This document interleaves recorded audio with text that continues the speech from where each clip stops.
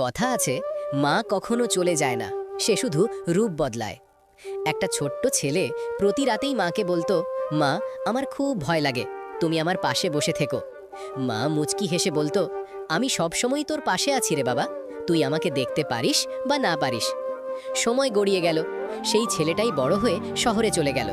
একদিন হঠাৎ খবর এলো, মা আর এই পৃথিবীতে নেই। ছেলেটা দৌড়ে গ্রামে ফিরে এলো।